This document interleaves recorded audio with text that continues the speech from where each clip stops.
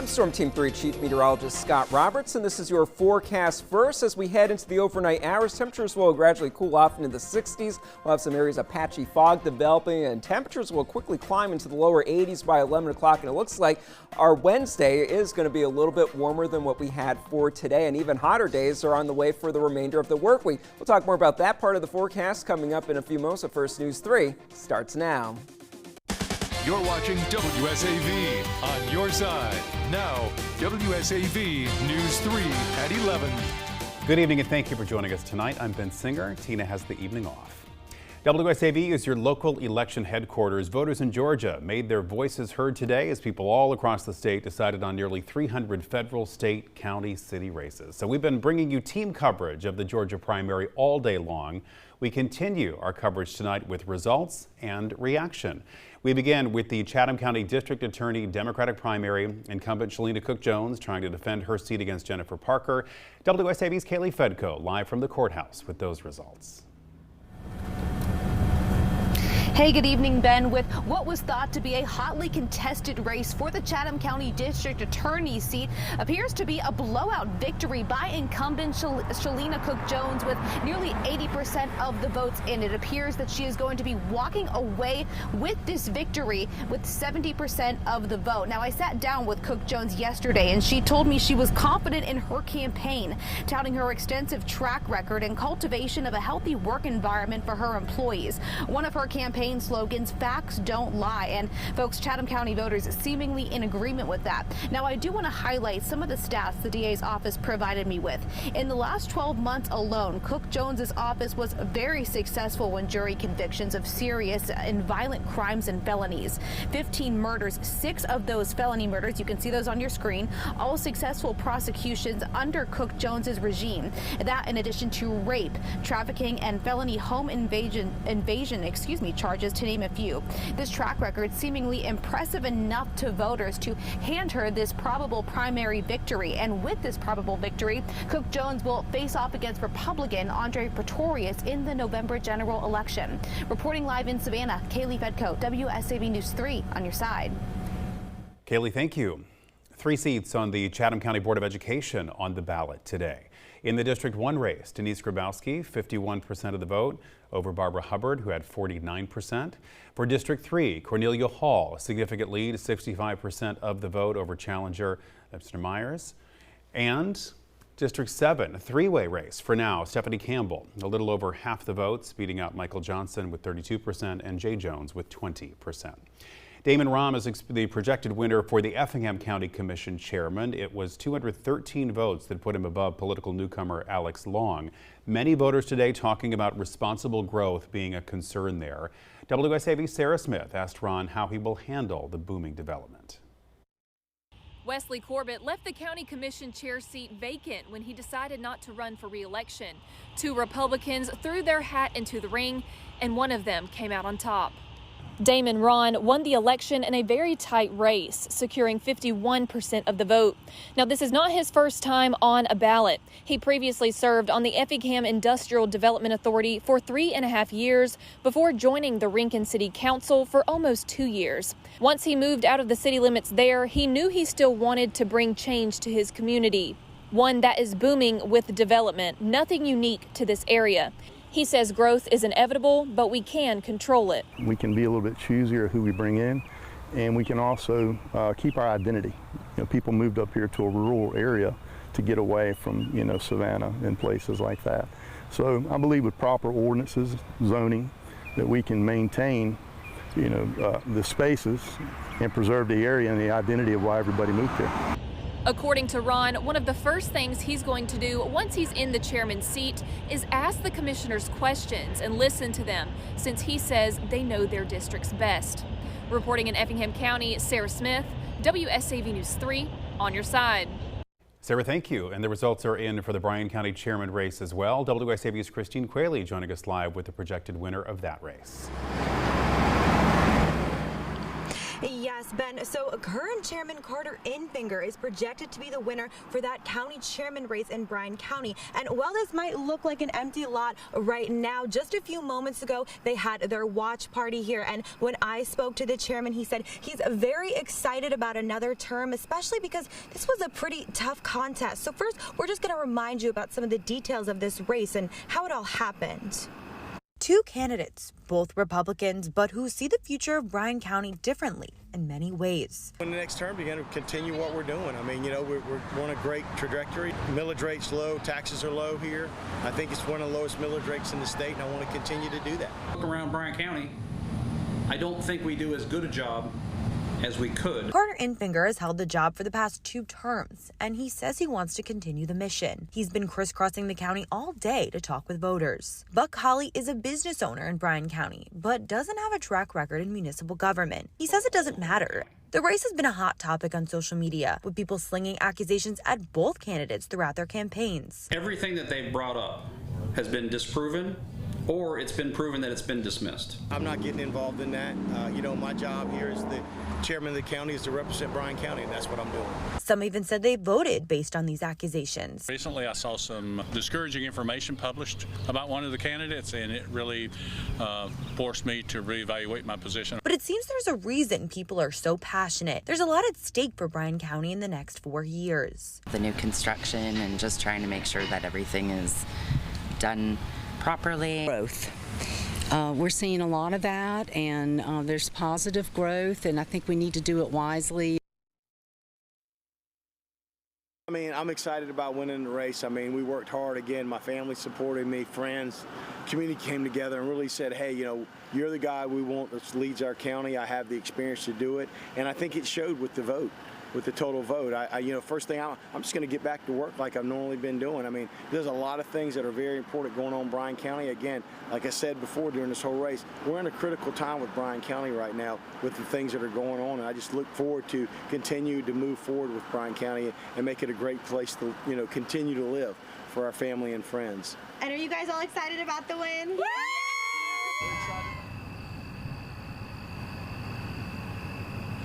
And so you heard it right from the mouth of the chairman. Now, when I spoke to him at length, he tells me one of the things he's most excited for is working with other city officials and government to accomplish a whole set of new goals now that he is going to begin his new tenure. So we can't wait to see those. Reporting in Richmond Hill, Christine Quayle, WSAV News 3 on your side. Christine, thank you so much. Now we want to focus on the sheriff's race in Liberty County. Will Bowman, the projected winner for that seat, and WSAV's Nikiah Harris reports from his watch party in Hinesville. The watch party is in full swing, congratulating incumbent Sheriff Will Bowman. People here are saying they are still with Will. It was surreal. I mean, I just thank God that I was blessed for the people to believe in me. Tuesday, Liberty County voters making their way to the polls, casting their ballot for the person they believe will have the growing county's future in mind. It's pretty much a little over 1,800 voters today. Not too bad, not too shabby, about 13% for the total turnout. So that's not too bad. Many voters telling me this primary is just as important as the general election. You sit at home and you don't vote. You don't complain. Don't be mad. Whatever happened, because you're saying you don't care. Will Bowman, first African-American sheriff and Democratic candidate, securing over 3,000 votes, putting him over the top. He was challenged by 3 members of his own party. I asked him about his future plans if elected once again. We're trying to get a positive direction, and that is having great relationship with the community as well as law enforcement, and make sure that all our officers are well trained and know how to deal with different situations when it comes to dealing with the public. Now Bowman will face Republican Gary Eason in November. Reporting in Liberty County, Nikiah Harris, WSAV News 3 on your side. In the race for Liberty County's tax commissioner for the Democratic primary, Jamie Sharp securing 51% of the votes, while Kim McLaughlin 49%. In Bullitt County, the hotly contested race for the commission chair, the projected winner, David Bennett. And WSAV's Eden Hodges joining us now with more on that victory. The county is under new leadership with Chairman Roy Thompson being replaced now with David Bennett. Now, all of the seats that were up for grabs for the county commission have turned over. Those were the chairman and the District 2 seats. That was Jappy Stringer and Kurt Deal. They've been replaced now, but Jappy Stringer he was defeated by Nick Newkirk, but he and Lynn Fatika will go in they'll fight for that position in November. The sheriff's race, Noel Brown, the sitting sheriff, won in a landslide against Keith Howard. Now, many of these county challengers, like for the commission, they were running on the promise of lower taxes. Now, it seems that the county voters have made their choice. In Statesboro, I'm Eden Hodges, WSAV News 3, on your side. Eden, thank you so much. In the race for Bullitt County Sheriff, right now, Republican incumbent Noel Brown, 73% of the vote. Keith Howard, 27%. We're also following the race for District Attorney in Brunswick. Keith Higgins, 69% of the vote there over John B. Johnson. And there were several races for the State House and Senate as well. The State Senate District 1 Republican primary incumbent Ben Watson of Savannah, 62% of the vote. Beth Maggioroni, 38%. And for the Republicans running in District 180, the race for the State House, incumbent Stephen Sains, 49% of the vote, while Glenn Cook, David Rayner, fewer than 30% of the votes. For District 162, State House Republican Representative Keith Padgett, 80% of the vote, Tammy Williams, 20%. To see a full list of the results on today's election, you can go to wsav.com/yourlocalectionhq. Still to come tonight, we have some other local news. The city of Jessup crying for justice in the drowning of an 8-year-old boy. Next several days will quickly warm up for the rest of the work week, and even with storm chances moving in for the weekend, temperatures are going to be rather hot. Well, the complete forecast coming up in a few moments. This is WSAV News 3 at 11 on your side.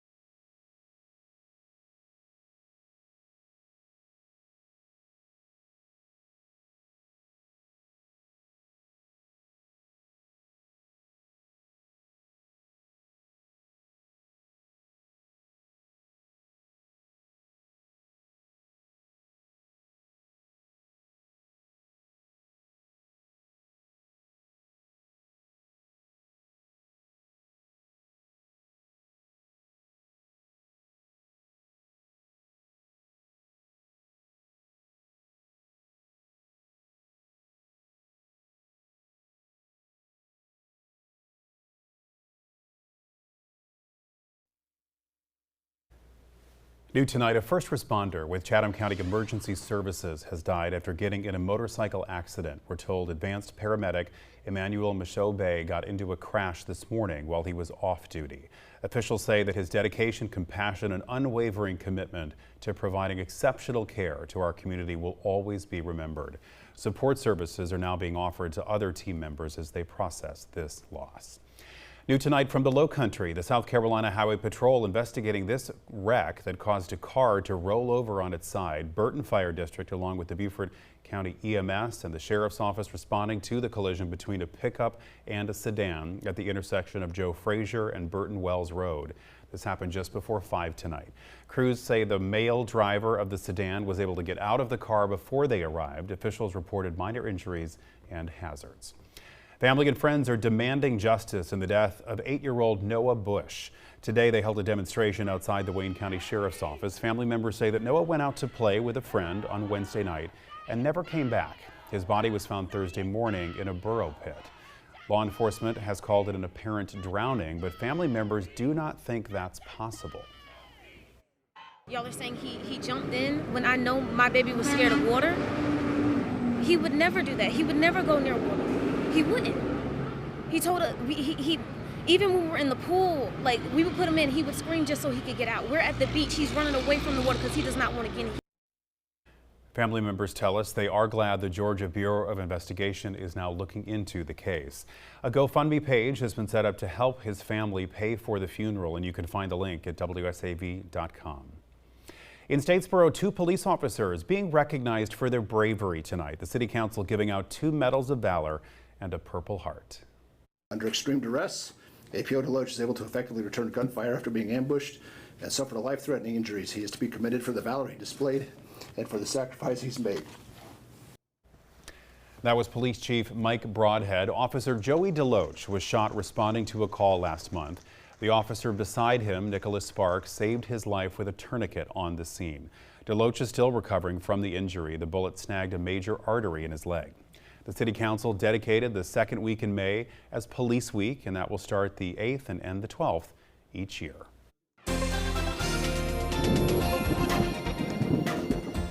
Otherwise, we had a pretty pleasant Tuesday afternoon around the region, and that continued into the evening hours. Stepping outside right now, we can see the view overlooking Ellis Square and City Market. Things are looking pretty nice. We have a clear sky out there now, and with the wind calming and the temperatures cooling off with that clear sky, we actually will have a little bit of patchy fog developing early Wednesday morning. Off of the coast, we've been watching a few showers still associated with some cloud cover left over from what brought us the storms over the weekend. They've been very light and trying to come toward the coast, but dying off before they've made their way too far to the west. So our coastal area stayed on the drier side throughout today and into the evening hours. Temperatures now cooling off into the upper 60s for most of us. A little bit more mild for us right now, generally more toward the coast. Lower 70s for Savannah, Richmond Hill 72 degrees, 69 degrees for Pembroke. And by tomorrow morning, with temperatures cooling off into the lower to middle 60s for most of us, the humidity levels will be rising, so that will lead to some areas of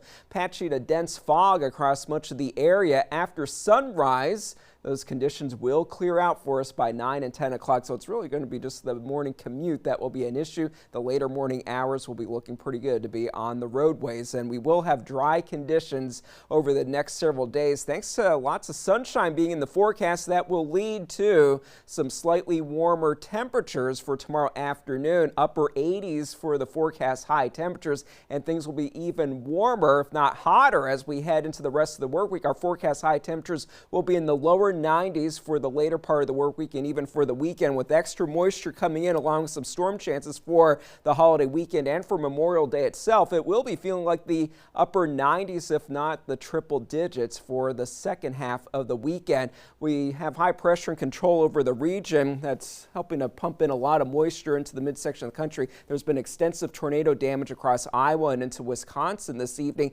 Thankfully, because of that high pressure over the East Coast, that is not coming in our direction, but it will really set us up for hotter and more humid conditions across the southeast. For tonight, 64 degrees, definitely a cool night for us with that patchy fog developing for us. And then for tomorrow afternoon, a mostly sunny sky, a warm day out there with highs reaching the middle and upper 80s, close to 90 for some of us. So definitely a much warmer day out there compared to what we had for today, where those highs stayed well below normal in the upper 70s to lower 80s. For the boaters tomorrow, we'll have an east wind 5 to 10 knots with seas 2 to 3 feet. Or around 2 feet, I should say, maybe 3 feet at the most. However, much better than what we had for today. Lots of sunshine for Thursday and Friday. Saturday and Sunday, that's when we do add in the chance for a few showers and storms. Rain chances for the holiday weekend between 20 and 30%. So if you do have plans to be outside, keep an eye to the sky in case those do roll through your area. But most of us should remain dry the way things stand right now. But goodbye comfortable weather. Absolutely. See it in Sticky October. season is here. All right, thank you. We want to go to our Washington newsroom now. The Secretary of State Antony Blinken in the hot seat as he testified before the Senate and faced questions about U.S. policy toward Israel. WSAV's Basil John shows us the questions he faced. There was pressure from all sides on the state secretary as protesters were quick to interrupt Secretary Blinken at the start of the hearing. He is a war criminal. The blood of 40,000 people. You will be remembered as the butcher of Gaza. Police carried protesters out of a Senate hearing as Secretary of State Antony Blinken faced pressure over the administration's handling of the war between Israel and Hamas. We're standing with Israel in its efforts to ensure that what happened on October 7th never happens again, as we do everything we can to bring an end to the terrible human suffering in Gaza. But the protesters aren't the only ones who are upset. Is the president going to stand by his red line? The administration is imposing costs on Israel. Idaho Republican Senator James Risch criticized the administration for punishing Israel by pausing a weapons shipment. You must stop blaming Israel and let Israel remove Hamas from Gaza. That is the only way to move forward. And Democrats like Maryland Senator Chris Van Hollen are disappointed the administration does not acknowledge that the Israeli government failed to comply with international law. Mr. Secretary, that hurts our credibility around the world, and it sets a dangerously low bar for what's acceptable going forward. The International Criminal Court applied for arrest warrants against Israeli Prime Minister Benjamin Netanyahu and some Hamas leaders. Blinken says the U.S. stands against it. The shameful equivalence implied between Hamas and the leadership of Israel, I think that only complicates the prospects for getting such an agreement. Blinken was also asked by Texas Senator Ted Cruz if the world is better off now that the Iranian president is dead. Blinken said yes, and that, quote, the Iranian people are probably better off. Reporting in Washington, I'm Basil John. Coming up in sports, while the fifth inning in tonight's state championship game was all the difference between Appleton County and North Cobb Christian.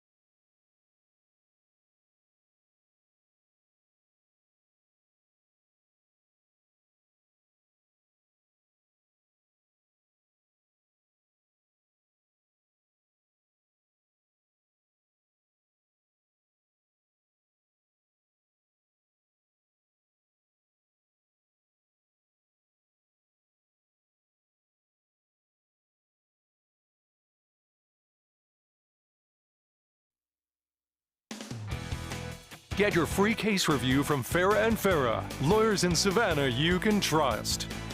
Now, your Farah and Farah WSAV Sports Desk.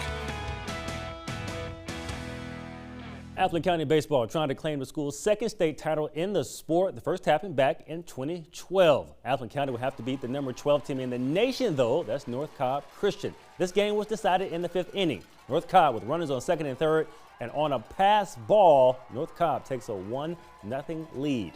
Later in the same inning, it's 2 outs. This ground ball would end the frame, but it's an error. So the inning stays alive. Another run crosses. It's 2-0 North Cobb.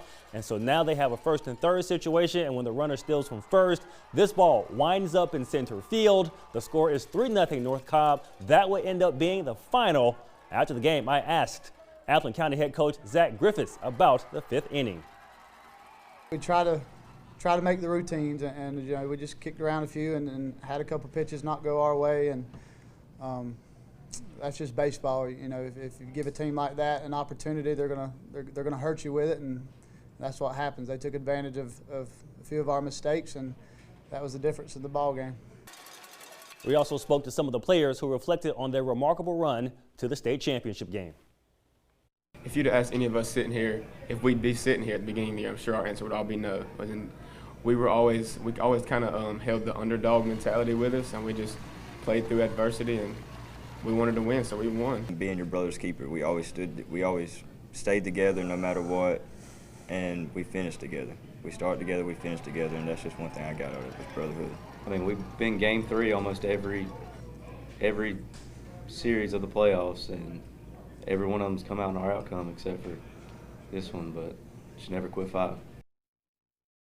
Congratulations to Appleton County on a terrific season. All right, that's about for sports. Stay with us. One News is next.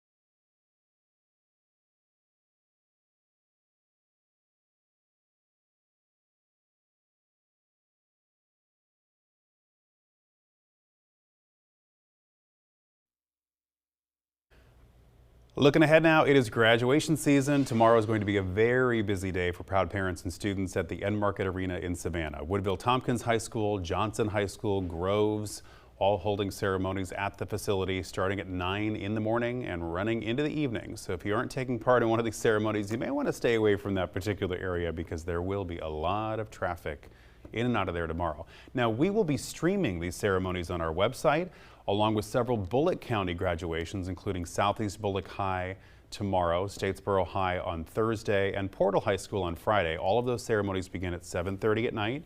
You can watch them on our website by going to wsav.com/graduation 2024. All right, nice weather for all the folks, especially if they're visiting our area. Yeah, it's going to be on the warmer side during the afternoon hours. We'll start off the day in the 60s with some patchy fog, a cool start, but then things will warm into the upper 80s, close to 90 for the afternoon high temperatures. It will be even hotter than for Friday and for the weekend. The main thing that will change, though, for the weekend, instead of having a mainly sunny sky, we will have some pop-up showers and storms to contend with, and that will continue into Memorial Day itself with those hot temperatures continuing. All right, thank you so much.